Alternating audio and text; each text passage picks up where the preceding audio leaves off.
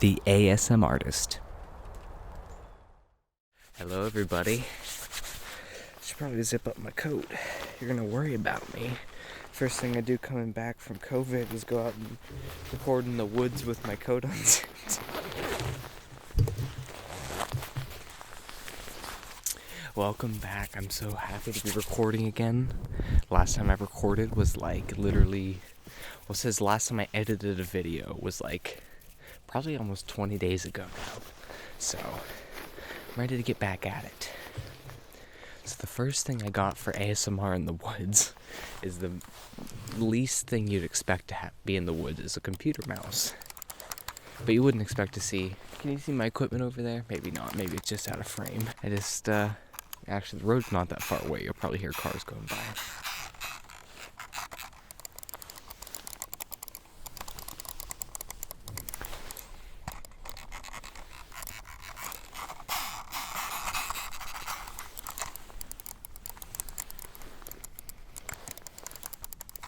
So, there was just a helicopter that flew overhead. I'll probably put a clip in at the end of the video, at the very, very end, so you can hear how loud that was, because it literally flew right overhead. Now there's a jet way up there. There's a chainsaw in the background.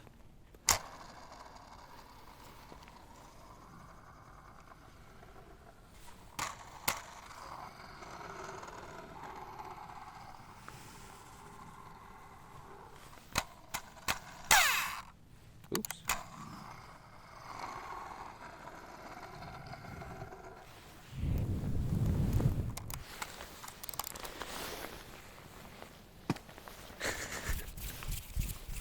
Oh, hand sounds.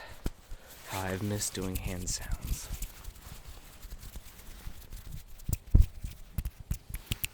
Hey, look here. Look here, pay attention.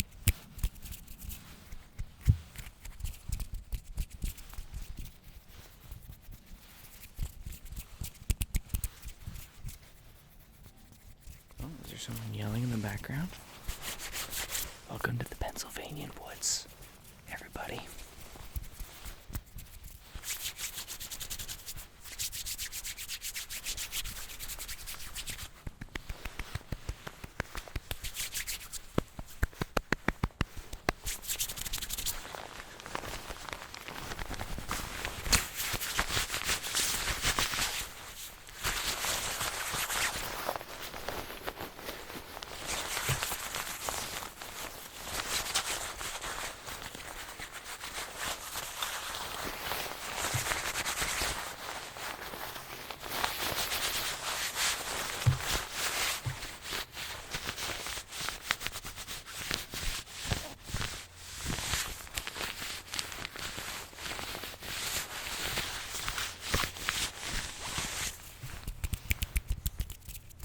Let's hope no one, like a hunter or something, doesn't come walking up through the woods, because I don't think they would really understand. Oh, I forgot to turn my light on over here. I brought my little LED light. Hold on. Maybe you'll see a little bit of red. Who knows? Probably not. The sun's very bright, but it was worth a shot, you know. Putting in the extra effort. So bright out, I had to put a ND filter on the camera, which for those of you who like over-explaining and nerdy talk, an ND filter is a neutral density filter. The one I have is actually a variable neutral density filter, which means you can twist it and change the intensity of it. And what a neutral density filter does, I'll stop saying that, what an ND filter does is it basically just darkens, it's like a pair of sunglasses for the lens, essentially. And the one that I has is you twist it and it gets darker or lighter depending on which stop you have it on. And the reason you want a neutral density filter or an ND filter, because I said I'd stop saying that, is if it's really bright out, like right now, and you have your camera settings where you want them to be, but it's overexposed. So you use an ND filter to bring it to the right exposure. A little bit of film lingo for you. They're used in any shot you see outside in a movie.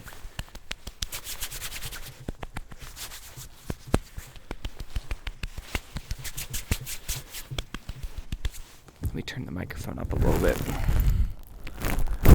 That's better. Ooh. A lot more background and ambience now.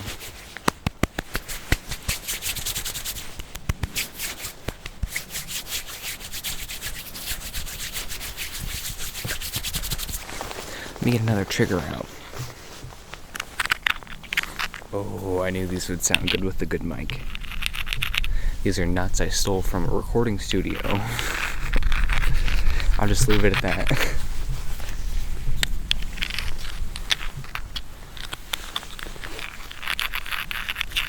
Sorry if the triggers are a little bit hard to see from how far the camera is out. I wanted to get more of the woods in the frame.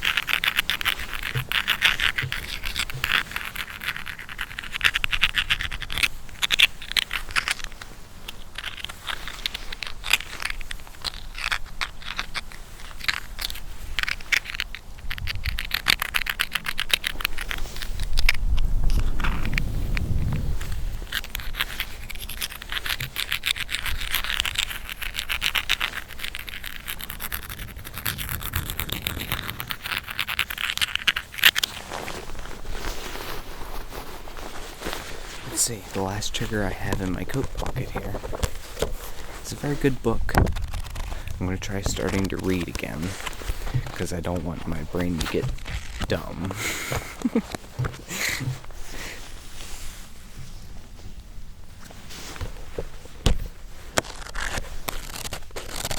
I guess I shouldn't say start trying to read. I think about stupid things like that after the fact all the time.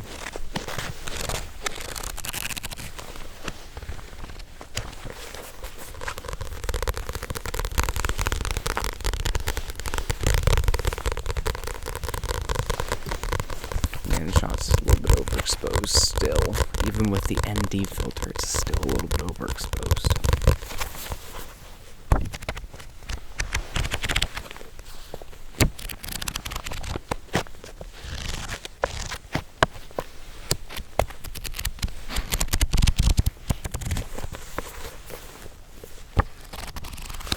Anyway, the book is called The Man Who Mistook His Wife for a Hat by Oliver Sacks.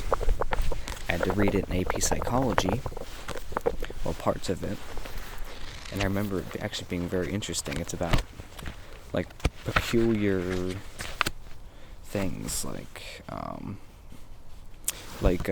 one I just read. It's like a whole bunch of different short pieces of different accounts of this psychologist had to, well, he dealt with these patients, and the one's called Hands, and it was a old woman who was 60 years old with cerebral palsy, but she was very, very intelligent, and even though her hands looked completely fine, she insisted that she couldn't use them for anything, and they were like lumps of dough. And it's the psychologist basically tricked her into discovering how to use her hands by keeping her food just out of reach and not feeding it to her. And she got fed up with it and just eventually reached out and grabbed something and ate it, and then eventually became a really good artist. Even though she was blind, she could mold out of clay sculptures of things that she felt. It's very interesting. You should check it out. There's a whole bunch of different interesting stories in it like that. I think I'm going to buy his other books, which are I think similar, sort of the same kind of thing.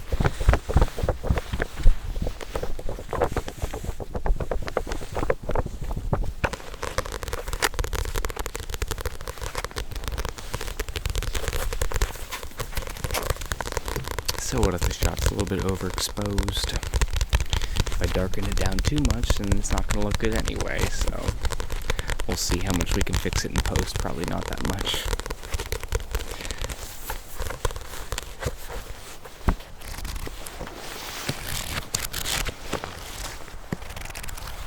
So car going by. By the way, I don't know if you can tell, but I'm sitting on a big moss-covered rock.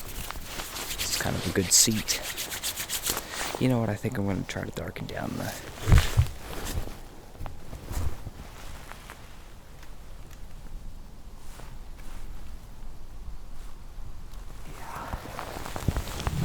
that look better? Maybe a little bit. Maybe I'll even keep that in. People like the raw feel of ASMR. It feels real human.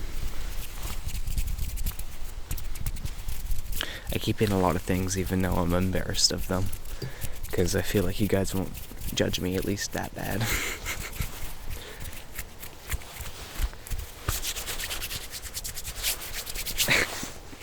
But the one thing I couldn't keep in is I tried to record a lo-fi video in my room while I was in quarantine with my dad. And in part of the video, I assumed, because when I was filming, I noticed the door was suddenly open, and I shut it, and I was like, I thought it was my dog. But it was actually my dad, and he was looking in my room, and I couldn't see him open the door because my back was to the door.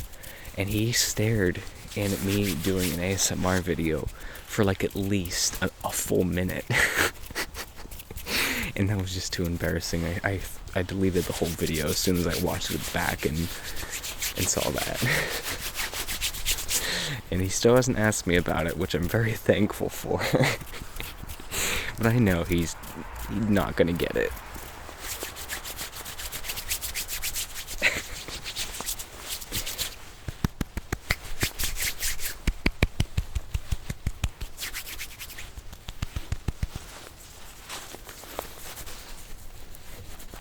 Not much of a beard, but I had a little bit of a quarantine beard.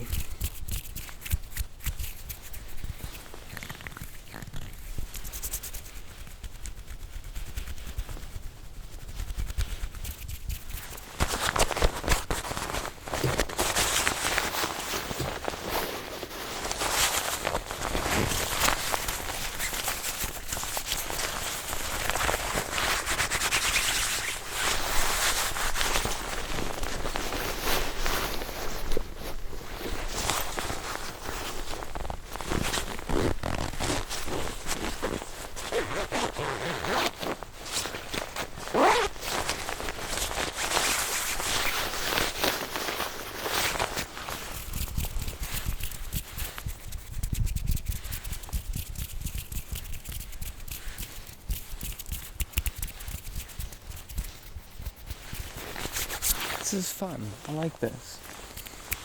Maybe this is another series you guys might like. The ASMR series. ASMR in the car is its own thing. And then this is the traveling ASMR series. We'll do it in the woods.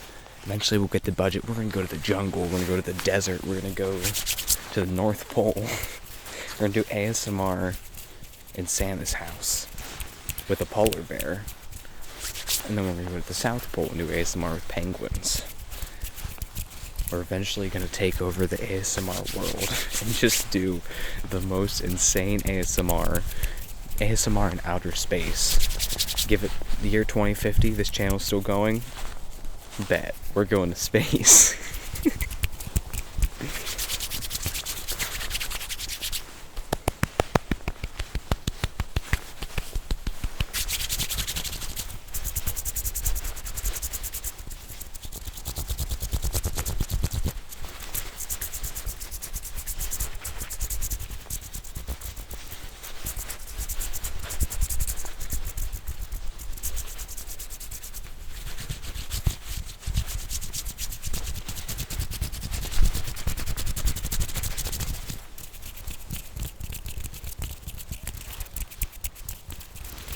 Ignore that background noise of whoever's yodeling or whatever. It's kind of what it sounds like. They're like, yoo-hoo!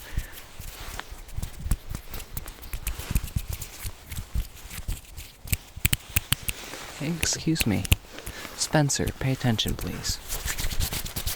Maria from Brazil or Norway. Both of you, can you please pay attention? Ben Pearson. Ben from the UK, pay attention.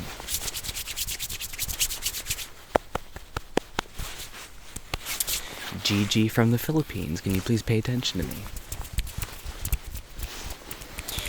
It's all my fans I can think of off the top of my head. Aiden Wallace, not really sure where you're from, maybe America. Pay attention, please. Jasmine, I don't know your last name, from Patreon. Pay attention, please. Thank you.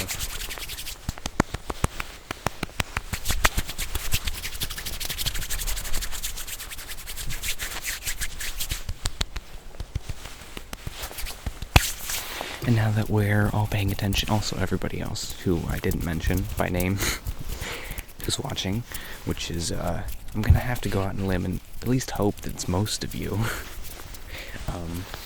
Please pay attention as well.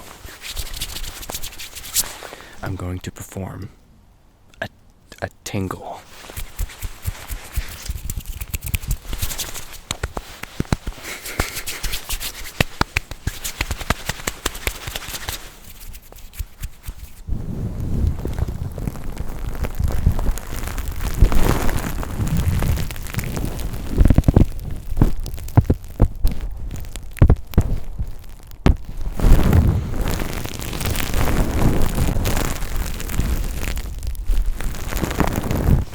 Doesn't matter where the ASMR is, the mic crunching always sounds the same.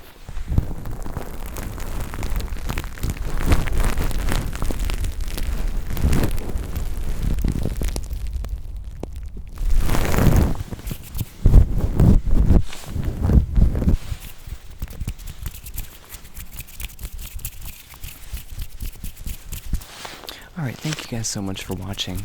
I hope you enjoyed this video. It wasn't absolutely perfect, but I think it has character. Leave a like if you enjoyed. Leave a comment down below. I'd love to know what you think, and I'm just so happy to be recording again after quarantine.